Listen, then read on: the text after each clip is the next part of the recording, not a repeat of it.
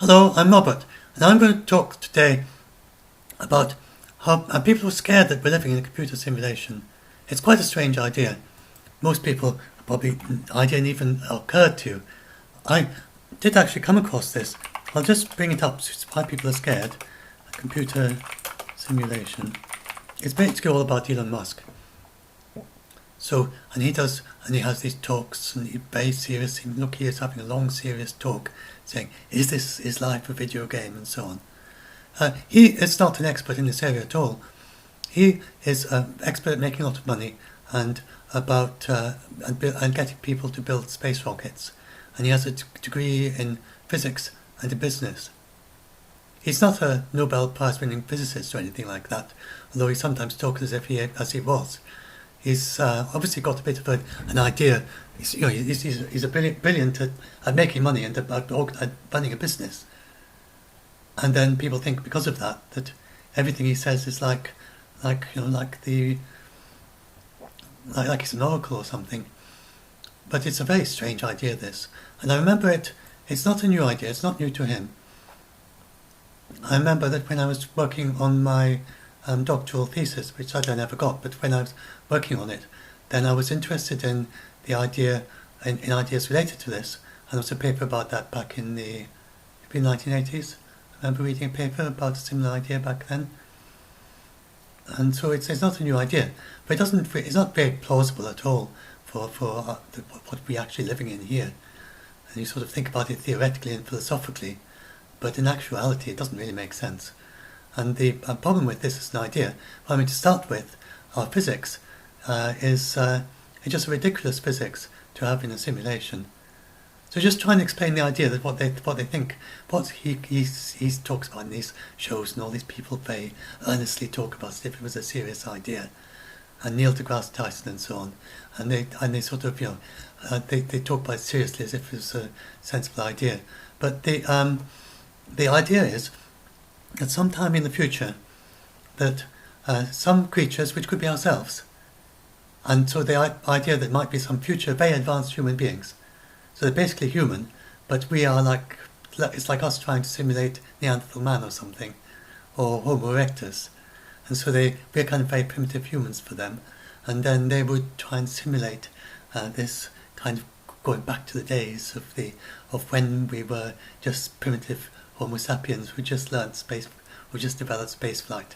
And so people would kind of go into the simulation in order to experience what it would like to be a primitive hominid like ourselves. Or it might be some alien creature, and actually we're just octopusy things, and we're living here in order trying to simulate what it would be like to be an ancient hominid. And so that's his idea of what he thinks this might be. And or it's some kind of a game, and it's just a computer game, and you're just playing a game with people. So and then at some point a big banner would pop and say, "You won! you managed to survive 10 years as a primitive hominid, or whatever the prize is. And you've got a prize of to be on a talk show or something." Anyway, but it doesn't actually make sense.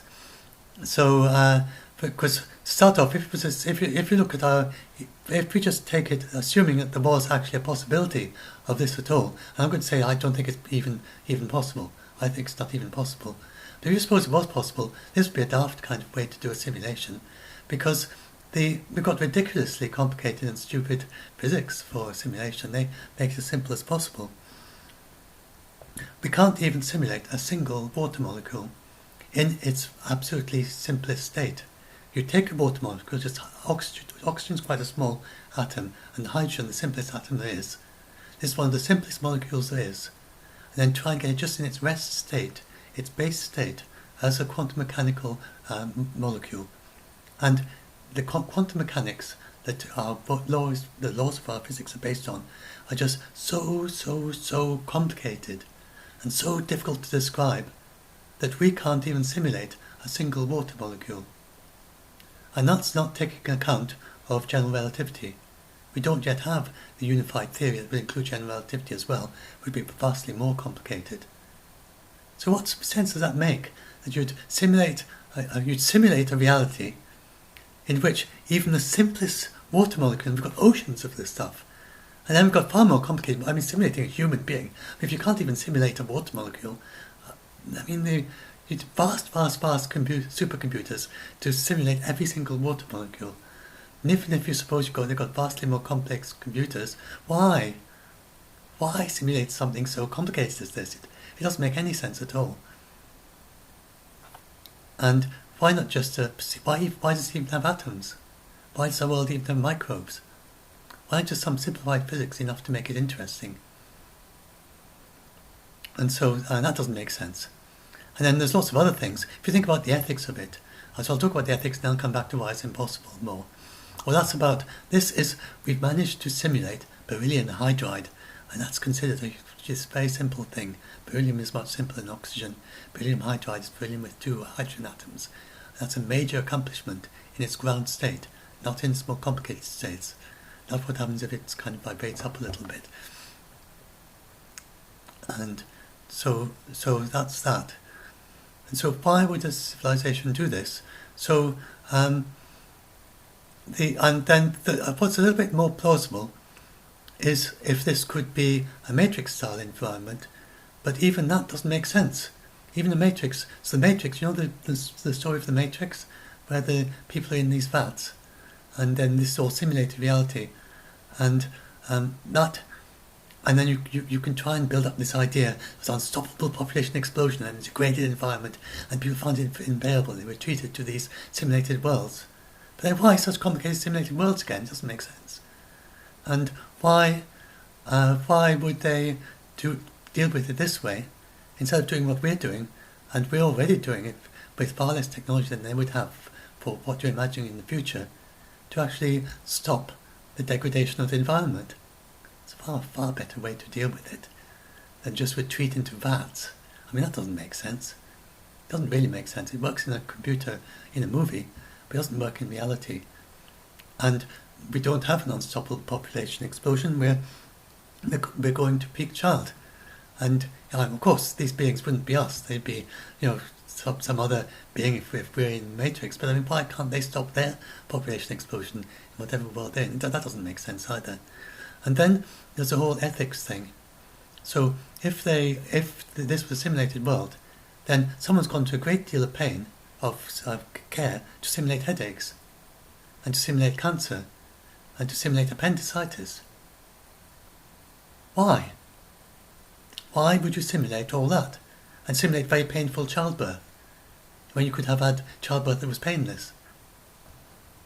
Again, I mean, it doesn't make sense. Why would someone simulate that? And I'm going to talk about other things in that. So that's the ethical thing. And the people who bring up this idea, they just vaguely touch on the ethics. There's Nick Bostrom, he kind of brings up with this as one of these ideas of the way we could risk. So the reason people get scared of this is because they think that someone's going to switch off the simulation.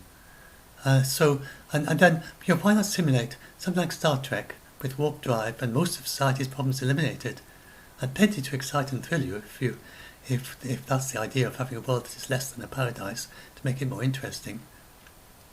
Why even have a world in which you can stub your toe? I mean, it doesn't make sense, and it's highly unethical. And even if you volunteered to go into such a world, then for some reason in the future, why don't we have every 10 minutes some little thing pop up saying, you're in the simulation, please click to say that you still volunteer to stay in the simulation. And why wouldn't we know that we're in it? What's the point of not knowing? So it doesn't make sense ethically, and it doesn't make sense scientifically, it doesn't make sense. And then if you go and look at, people get over-impressed by the way computer game characters work. So computer game characters, they look like the little human beings in there, and because they move like a human being. But this is how computer game characters.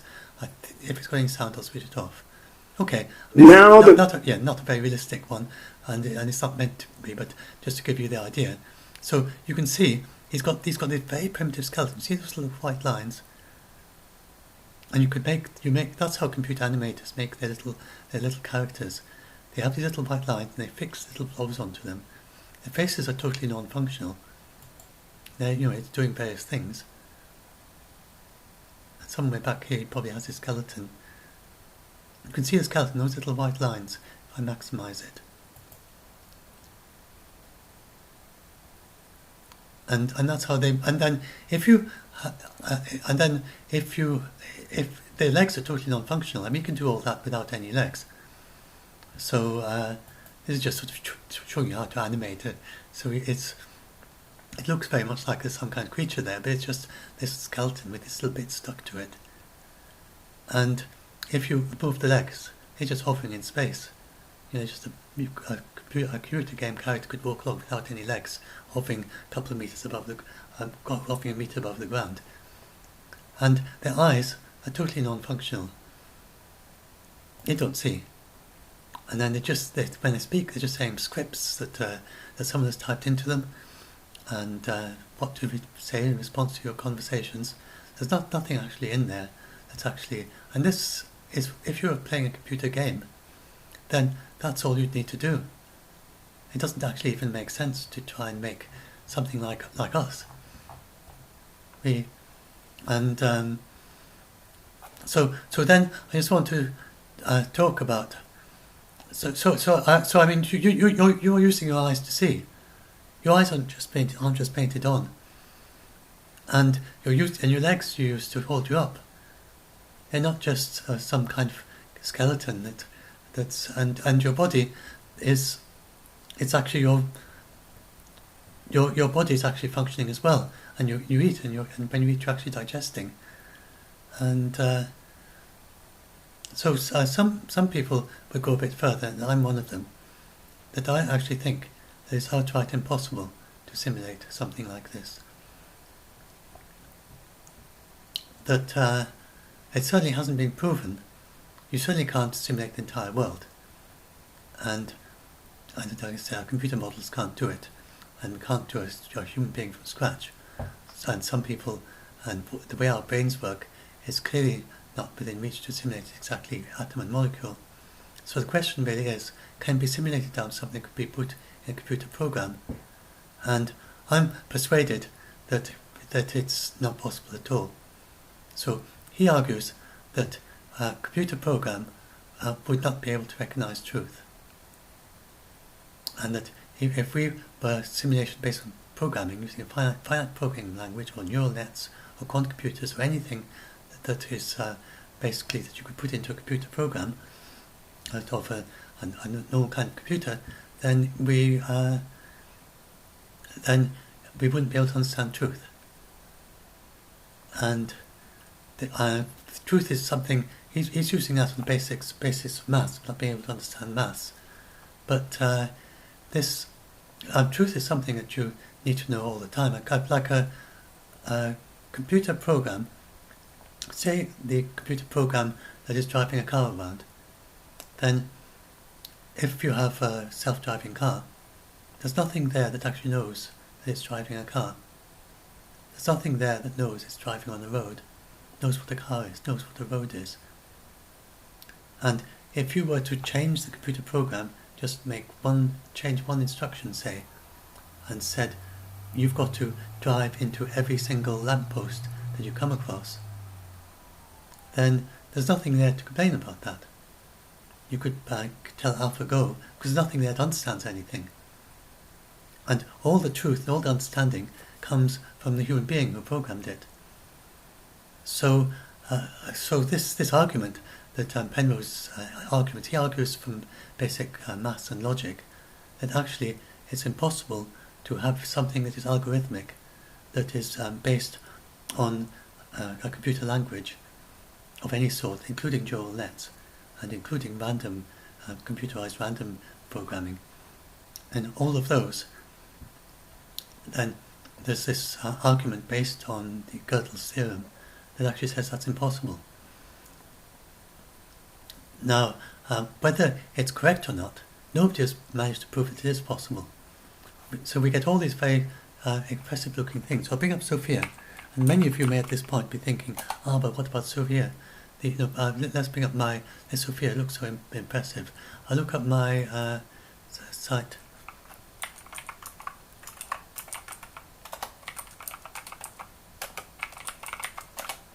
So you probably, what are your thoughts? Where's my Quora? Is that me?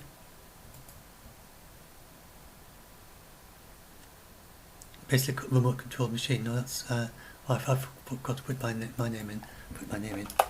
But that's basically what it is. It's a remote. It's just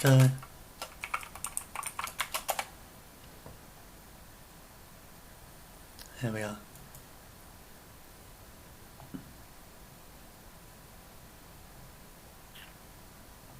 There's my answer.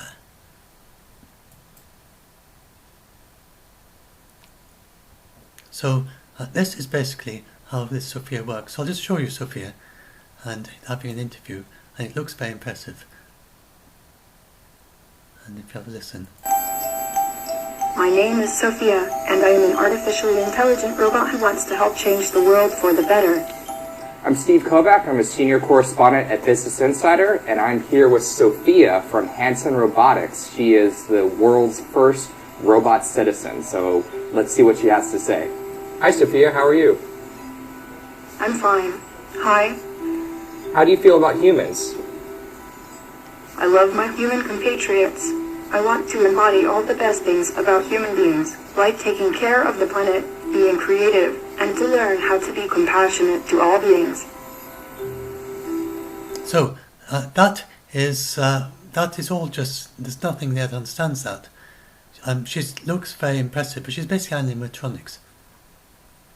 And often the questions are given to them in advance, so that he reads out the questions, but the programmers have actually had those questions already and programmed her with the answer to it. And so an awful lot of it is just a chat, like you could say, I like spinach, and they say, are you a fan of Popeye cartoons? And if you say yes, and if you say no, then you have different things that it says in response. It's all just scripted. There's no actual person there. There's nothing there that understands anything. It's just someone with very clever animatronics, and they've synchronized the voice. And this is not me speculating. The people who programmed Sophia say that's how they do it.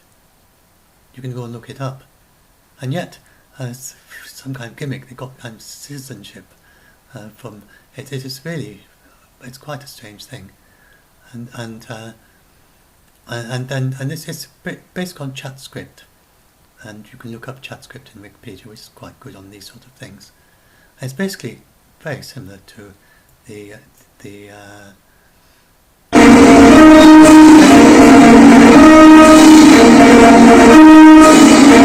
let's skip forward. Van Buren, William Henry Harrison, John Tyler. Yeah, these are the. So if you have a look, listen to some of the. All Americans. Again, so if I just explain, the same simple principle. these are U.S. presidents, and you can go to all the presidents in Hollywood, and you hear these presidents talking. Freedom, equality, the freedom to create, to prosper, to dream, equality before the law, in the workplace, in the chance for a better life. So that is that's all that Sophia is. It's just animatronics like that. And then if you look at the characters in a video game, then they're like that as well. They're really no different from the Hall of Presidents. Someone has, it's probably based on chatscript or something very similar, these characters you come across in computer games. And then they'll be a bit more sophisticated. They might pick up something from, if you've got a sentence, they'll pick up a word from it and they echo it back at you. And then there are certain things that in the game, that's a certain thing you come across, and they'll have some things they say back to you because they know the sort of questions you're going to ask. And then there'll be certain things, and if you say ask the right question, then they'll have certain clues that they can give you or whatever. So that is not what we are. And it's absolutely obvious, nobody is scripting what I'm saying just now. I don't even know what I'm going to say just next. And I'm not reading it off a little screen up there. and there's nobody putting it into my words. I'm just talking. So we're not scripted, and we're not part of a computer game, and that's absolutely, just obvious. So now, this is talking about how what Professor Penrose is right, then it is absolutely impossible to do what we do by anything like a script. It just can't be done that way, because we understand truth. We understand what lampposts are, we understand what a house is and what going through a door is, and we don't do it just all because we're following instructions and because we don't understand anything, because that's basically what computer programs are like today. They don't have a clue. You've got something that's hoovering your house, it doesn't know what the door floor is, and we haven't just sort of evolved sort of randomly. We go around, we can go through doors even though we don't know what a door is, and we don't know anything, and we're just randomly doing stuff, and then eventually we're just happening to follow things that work out and that don't lead us into trouble. We actually know things. And computer programs, so far, there's no sign of anything that even remotely resembles it knowing something. And back when I was in the 1960s, then people were saying back then, well, within 15 years we'll have a proper robot like they have in the films. It didn't happen, and it didn't happen, and it didn't happen, and I don't think it's ever going to happen myself. I think it's impossible. And so I'd like to talk a little bit about how, so first of all, do I need to talk about this? So it could be it's non-computable, that what we do is non-computable, and this can't be done in a proper computer. And so this is a simple example. You can just have two wheels, and if the ratio of the two diameters is a non-computable number, so some numbers can't be computed, then you would not be able to simulate the motion of that, of the exact motion of that penny farthing in a computer program. So you can have very simple things that just simply can't be simulated at all. You can theoretically prove that they can't be simulated. And so if the ratio of the two motions was Chaitin's number, Chaitin's constant, this is a particular constant, that you can define it, but you can't actually write it out. You can define what it is, but you can't actually write out as an infinite sequence. You can't even give a program for finding each number, each decimal point in it. So that number can't be put into a computer program. And so therefore, if you had a penny farthing with the two wheels and that ratio, you can't simulate it. You can prove it can't be simulated. So there are things that can't be simulated. And so that's the other side of it. Another thing that's very simple that can't be simulated is radioactivity. So the random radioactivity, if we understand quantum mechanics properly, then the randomness of radioactivity is perfectly random. There's no pattern to it. It is impossible to simulate something random in a computer. It always has some pattern to it. If it's constructed in a computer, unless you've got a random source. So that's a very, very simple thing that can't be simulated. So there are things that can't be simulated. And I think that what we do, understanding truth, can't be simulated, not with a computer program, not with a script, not with an algorithm. And so that's why I personally do not think, and it's unlikely whether it could be copied. Could it be a way of copying it? And that's it's just plausibility. It doesn't seem like you can copy them, but it's hard to actually prove. And so what would real-world non-computable physics be like, in the sense of what could it actually be that's actually enabling us to do our stuff? How can we be non-computable? And there's lots of gaps in physics that could make it possible. You get the impression that all of physics is computable. The reason is only because the stuff that we've been able to understand so far has been computable, and even then only the bits of it that can be put into computers are computable. So the stuff we've found so far, and of that, the stuff we found that can be put into computers is computable. And we managed to do an impressive amount in computers, and so people end up thinking, oh, everything is computable, because we can simulate a plane, we can simulate waves moving on the sea, so therefore we can simulate everything. But it doesn't really work like that. And there may well be. So Professor Penrose, he thinks, probably the way an amoeba moves can't be simulated. I think it's as simple as that.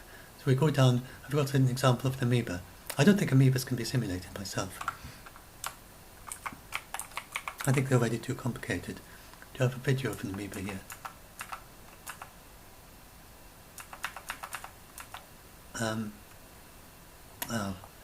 Maybe I don't. I should put a video of an amoeba in there.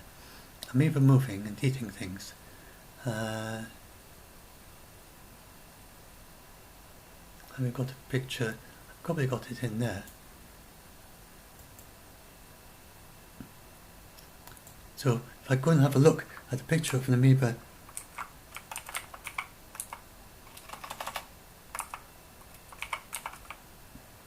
there we are, here's an amoeba. So take a little while for it. So if you look at that amoeba, so the thing is, let's finish this up.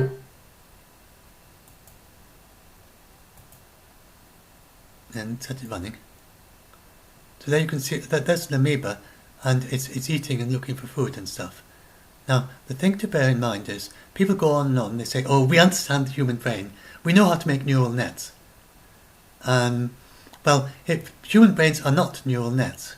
In fact, I came across a nice example for my copper thing just recently. I just bring up that up, start a new thing. My copper, I'll show you YouTuber creators. I did this to help with people's YouTube, but there's a nice little example here that I'll just show you.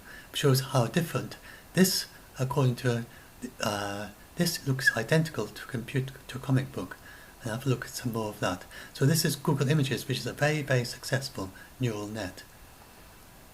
And neural nets which work a little bit like how our brains work, but not really, because there's nothing there that understands anything. It's got kind of all the intuition that we have to some extent, some of the intuition, but none of the sense and none of the logic and none of the reasoning that we have. Neural nets can't reason. And we obviously can, so there's something missing. And so they try and claim that we've got the neurons that are connected together in certain ways in our brain. And then they say, oh, we understand how brains work. And there's this big blue brain project to try and simulate an entire brain as a neural net. And but when these neural nets are very good at identifying images, so long as you just keep to only the things that human beings typically upload onto the net, and then ask them, is that a cat, is that not a cat? And they will be very good at it.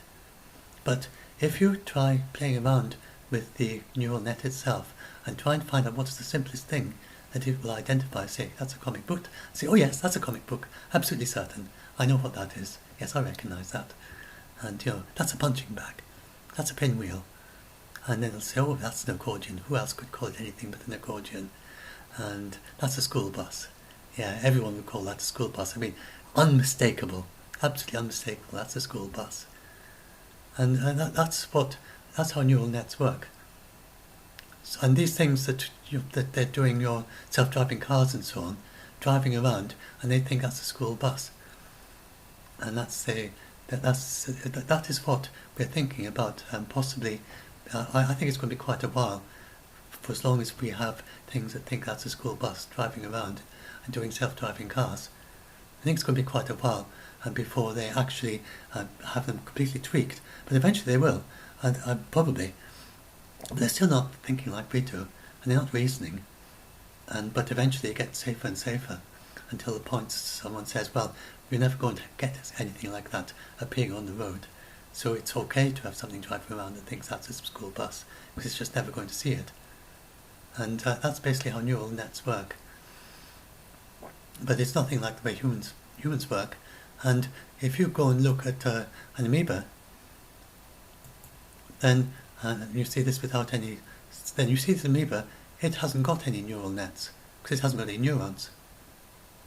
So there's obviously something we're missing, because that neural net is doing all sorts of complicated stuff. It's vastly complicated, think we can see it, just wiggling around and doing stuff and eating things, and this. It's obviously there's some intelligence there. It's not at all, these little things that are going around and doing something. It just ate that thing there, and that is not. So the neural net. If you try to do a neural net to simulate what that amoeba is doing, then you'd have a vastly complicated neural net, and it hasn't even got a single neuron. And so our brains, I think the idea that just each neuron in our brain is as complicated as an amoeba. So the idea on similar in complexity to an amoeba, and so the idea that each one's just a single node in a neural net, and you need hundreds of them, thousands of them to begin to simulate an amoeba. So there's something missing there. So that's why I don't. So where was I here? So I don't think we're back in the simulated and all that. So I don't think we ever. I don't think we're anywhere near understanding how the human brain works, and that when people talk about soon we'll be able to do it, and so it's not based. So then if I go and have a look, now I have the microtube, are they here? I should have more on that page maybe about this. So this is like, if you could look inside something like an amoeba, it's got all these little fibrous things inside, which are called microtubules. And when it's moving around, these microtubules are constantly dissolving and reforming. It's sort of like a skeleton, but a constantly dissolving skeleton, dissolving and recreating as it moves around. And Roger Penrose thinks that if you look at the surface of these microtubules, tiny little things within the amoeba, far smaller scale, and they're thinking about with the neural nets, then he thinks that the surfaces of these microtubules, the quantum processes going on in there, and that the amoeba is using those to think, and that the little fluctuations of quantum mechanics along the fibers of the microtubules inside the amoeba is how it does its thinking. And he thinks even more so. He thinks that these quantum mechanical things, and now people start thinking, our brains are too warm for quantum mechanics, but we found out recently that there is quantum mechanics going on in our brain, but the superposition of states and the stuff that allows you to do complicated computations with quantum mechanics. Well, it turns out that there's this sort of stuff actually going on at warm temperatures in our brains. There's quite good evidence for it. For instance, how you smell, and possibly how birds are able to recognize magnetic fields, very faint magnetic fields, and various other situations where there's quite good evidence now that there's some element, probably of quantum mechanical processes going on. That was after he first did his theory. Him, along with a biologist who first came up with the idea. And his idea is that once you have enough of this entangled to be equivalent to the mass of a human eyelash, which is quite a lot of microtubules over multiple parts of the brain, I think this is what does the actual. This helps us to do our thoughts. And people talk about reading human thoughts. Nobody has any idea where our memories are stored. That's one of the things about these neural nets. This neural net, it doesn't remember anything. You train it with loads and loads of images, but there's no way of getting any of the training images back from it.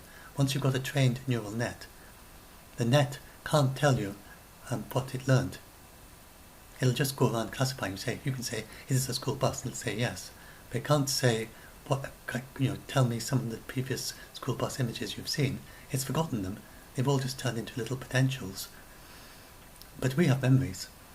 So how the memory works, it's obviously not a neural net that's doing the remembering. And how that actually works, we don't have memory locations. So if they want memories with the neural net, they'd have to add up something different. They'd have to add a separate memory store that it can access and then work with the images in the memory store. We don't have that. There's nothing in our brain that works like the hard disk on my computer. There's nothing even remotely like that. There are no bits, there are no bytes, there are no computations, there's no superposition, there's no bits and bytes, there's no bitwise operations, there's no addition, there's no multiplication, there's no arithmetic units, there isn't any bus, there isn't any clock that synchronizes how things move around inside from one neuron to another. There's nothing even remotely resembling how a computer program actually does the memory. There's nothing resembling the logic of a computer program. There's no AND gates or OR gates or NOR gates or XOR gates. There's nothing like that in our brain. There's nothing even remotely resembles anything about how a computer works in our brains. We are closer even to like clockwork. They used to think that brains were like clockwork, and you get a few metaphors in English that are based on that analogy of brains being like clockwork. We are as much like clockwork as we are like computers. The only thing we have in common is that there's electricity going on there, but there's not necessarily that's particularly how our thinking works. The electricity comes in these very messy spikes, and you have these brain waves, these sort of patterns of variations in electromagnetic fields in our brains, but those aren't the thoughts, and those might be as relevant to thoughts as our blood. There's lots of. They used to think that our brain was based on a kind of hydrodynamics, way back before the clockwork. I think originally they thought that the brain was hydrodynamics, and then they thought it was clockwork, and then they started thinking it was electricity and it's like a computer. But it's really none of those. It doesn't even remotely resemble how a computer works, and there's a slight resemblance to neural nets, but obviously what we actually do is not a neural net. People don't have a clue. And then you have these things about how they claim that we'll be able to communicate via thoughts, and that computers will be able to read our thoughts. But all they have, you can manipulate your brain waves, and that's a little bit just like wiggling your fingers. And if you wiggle your fingers, then you can type. And then if you do certain things with your brain waves, you sort of, something like that, then you can maybe you could get blinking you could type by blinking, or you could type by subvocalization. And so you can type by doing funny things with your brainwaves, and you can get biofeedback to learn you to manipulate your brainwaves in such a way as to move a cursor around on a screen, left, right, up, down, in a very crude way. That doesn't mean that the computer is reading your thoughts. And there's another one a bit like that, where they talk about how, and that's Elon Musk's Neuralink. And what it's based on is some work on Alzheimer's, that they find out, they read the things that Alzheimer's, when someone is putting memories down in their brain, however it is we do it, and nobody knows where the memories go and where they're stored or how it happens, but you get certain kind of signal, electrical signal happens at that point. If you record that signal and you've got someone with Alzheimer's whose memory isn't working very well, and you play that signal back to them, then they are able to remember what they were thinking at the point that the signal was played back. But they do not remember the thing that you recorded when you recorded the signal. That's not how it works. The signal is just the stimulus that helps them to remember, and it doesn't mean that they know how the thoughts are, and they can't read thoughts. We are just nowhere near. I would be surprised if we find out how we remember things this century. We've already gone, like when I was a child, 50 years ago, when I was 15 years old, and you go back to then and we've gone 50 years, we're nowhere near. And I think another 50 years, another 100 years, I would be very surprised if they understand how memories work, like in 2200. I'd be surprised if they know that by then. It is an extremely, extremely, extremely difficult thing. And so yes, back here, so it might be these microtubules, it might be this sort of, if it is possible, if this kind of collapse of a very distributed quantum state over a vast region of the brain was possible, then biology would learn to exploit it, and that might be what's going on in our brains. Some people think, Penrose and a few others think that. So it's one possibility. but whatever's going on. And so, yes, that's just about how, and so I explained about, and that's Professor Penrose, he's the one who has that idea, and he came up with these things. And so, speed up, I don't think speed up is enough. So I personally don't think, but we certainly got nowhere near that. And yes, for this was the ethics. It briefly discusses the morality. One speculates that advanced civilizations all develop along trajectory that leads to the recognition of an ethical prohibition against running ancestor simulations because of suffering that is inflicted. But then we tend to think of the existence of our race as constructing great ethical value. He's trying to get a reason why some beings in the future would decide to create something like us. But it's one thing to value human life within our world. And we of course value our world along with all the suffering. We value human life. But it's another thing altogether to simulate a world in which you carefully and in great detail simulate the suffering of someone dying in a fire or of cancer or of being hit by a car or a traffic accident or being crippled or blind due to an accident. Yes, or a baby who dies within a few days because of some defect. And especially also thousands of years of detailed history without medicine, without antibiotics or safe operations. And why would a future advanced society consider that ethically acceptable? So these two sides to this. The first that I personally don't think it's possible at all. I don't think this can be a simulation. And then you've got those are the basic reasons. First, the physics is ridiculous. Nobody would simulate something like this. It just doesn't make sense. Second, the ethics is appalling. And it's not believable that something with this total advanced capability of being able to make a simulation would have such appalling ethics. We are moving towards, as we become more civilized, we're moving towards better, like human rights. Look how human rights are advancing. And it is not credible that a future civilization that far advanced would not have very advanced human rights. And what did I say? That's the ethically impossible, physics is ridiculous, and then as well as that, there's good reason for supposing that it's not possible at all, and that whatever we do is non-computable and can't be simulated. And it just is what it is. And so those are three things to bear in mind when someone comes up and tells you that we're living in a simulation. And you could come up with many more, but those are I think would be three top things. Because I do get people who come to me and very scared about this, and they just go and watch Elon Musk and they say, "Oh dear, we're living in a computer simulation." Oh, and there's another one that, like you're in a computer game, make out the fourth one, and the computer game characters, they are not anything from their side. They have painted on eyes, their ears don't do anything, they're just chatscripts.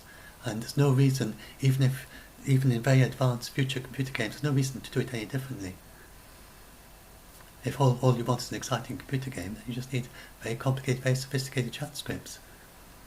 And it does us pretty well enough. People don't seem to feel any lack of the computer game.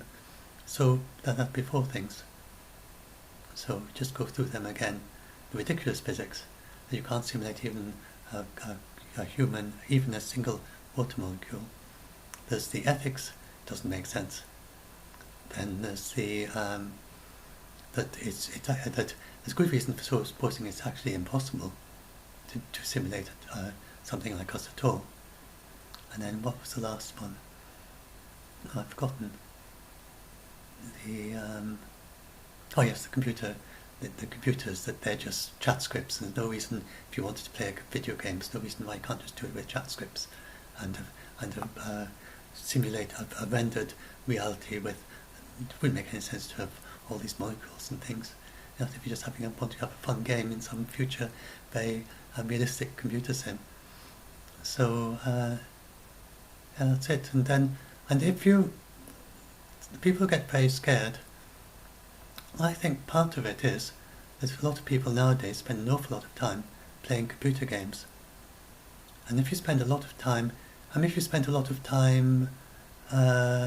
if you spent a lot of time, if you were, what do you call it, someone who used puppets, a puppeteer, with the, doing things made of strings, you might after a while think that you're puppets. And if you spend a lot of time driving around in cars, you might even think like, we're almost like, are we a kind of car or something? You kind of identify with whatever you're used to. Then think of everyone else being drivers or something. And so people are spending an awful lot of time in computer games. I think they start thinking, it just kind of rubs off on them, and they start thinking with these characters that they interact with, that they are the same as themselves. And if that is happening to you, then it might help to have a bit of a break from computer games and try doing something else. So try just being yourself. Find some people that it might help to have a complete break and just take 2 or 3 days off or a week off, just not doing any computer games if it's socially acceptable to do that. And you can also try just limiting it, and just this is only for people who get very scared of the simulation idea. I'm not talking about people. Computer games, I think, are generally quite good for people, but then a lot of people just kind of grow out of them eventually, and I think they can be very beneficial. And I don't believe this thing at all about violence in computer games being a problem. But but for people who get trapped in this idea and who find it convincing, then it may help to just get a little bit more involved in something that is very real world things.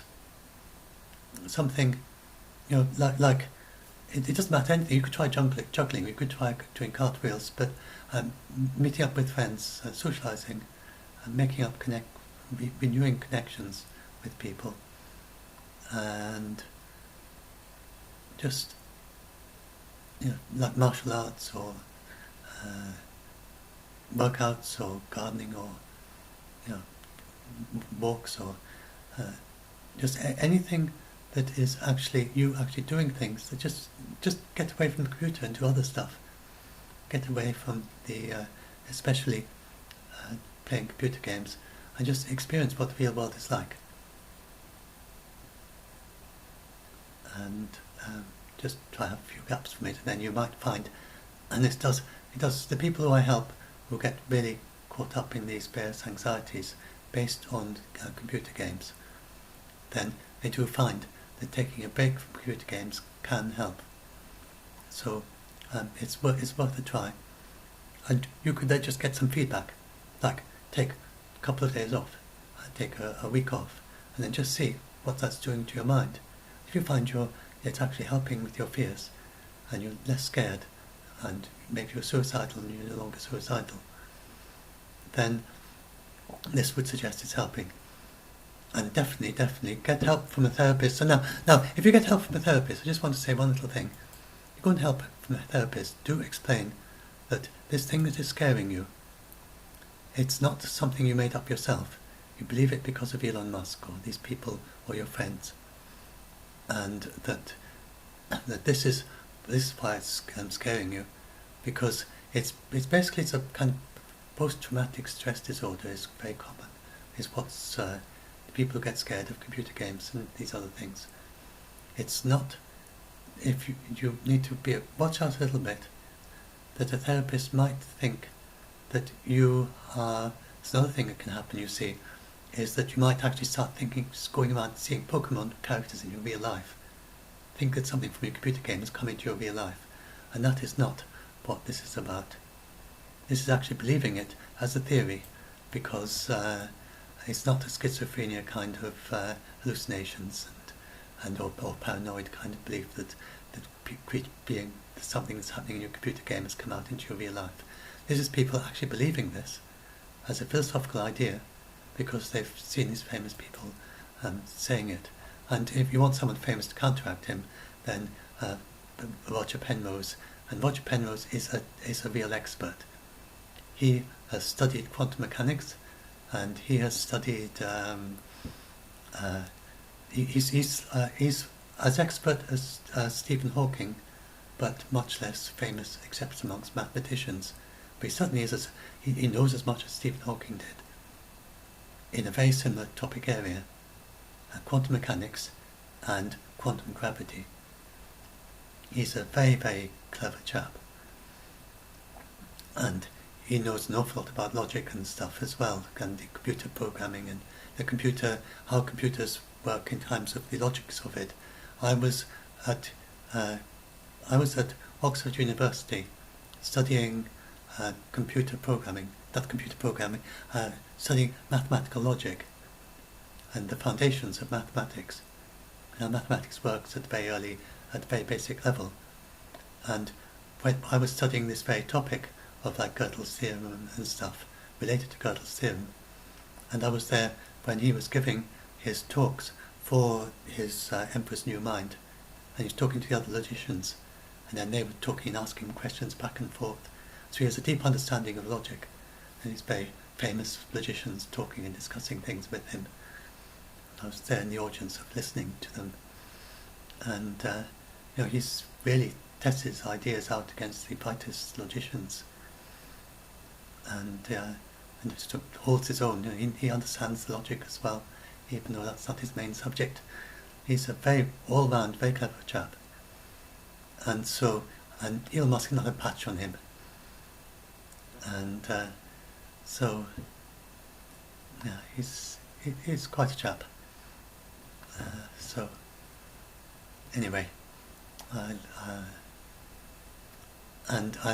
you do get lots of people who just claim that he doesn't know what he's talking about, but often these people, they show a lot of they don't actually understand logic very well themselves, mathematical logic, which is what his argument is based on. When I read these discussions between him and them, I often look at their ideas and there's some things they're missing they don't really understand, and they haven't quite understood his basic argument. I'm not saying that his argument is not watertight. It's not like 100%. It's got these kind of things in it that is quite valid to question philosophically. But he has made a very big challenge to this idea that is possible to simulate. And what he done best of all is he crystallized it around this idea of, because already in your Gödel, he didn't think that what human beings do could be put into a computer, could be made into a computer program. And the other people since then, but Roger Penrose, then he put it he did a much clearer and more precise argument than Gödel had about why he thinks that human beings just can't be simulated. And he crystallized it around this question: can human beings understand truth? And truth in mathematics. And can a computer program understand truth? Human beings obviously can. Can the computer program? And so far, nobody, they keep on saying, the hole's in your argument, but they have not shown that it's possible to write a computer program that has even the inkling of really understanding anything. They come up and say, this is very impressive. This is very, very good at recognizing school buses. Look at all these Google images of school buses. And if you look at it, search for a school bus. It's very impressive. What it can actually do. If you go and look at images, and it's this thing that would recognize. See, look, it's very, very good at recognizing school buses. Pages and pages, and they're all school buses. And you think, and you find even fallen over a school bus, and be a school bus crash. And some of them are labelled as school buses, but many of them aren't. And they're not all yellow and black. Some are yellow and green, and the other colours. It seems to prefer ones that are yellow and black. And it doesn't seem so that you can understand that why something that there are lots of different colours of school buses, but for some reason the Google images like school buses that are yellow and black. Maybe they tend to be yellow and black in the United States or something. Look, I can't see one that's any other colour. They're different colours in the UK. I don't think you don't often see yellow and black school buses in the UK. Look, so for some reason, maybe I'll do UK school bus. I haven't seen it. I'm not sure if I've even seen a yellow and black school bus. It's rather US orientated. Or maybe I'm misunderstanding.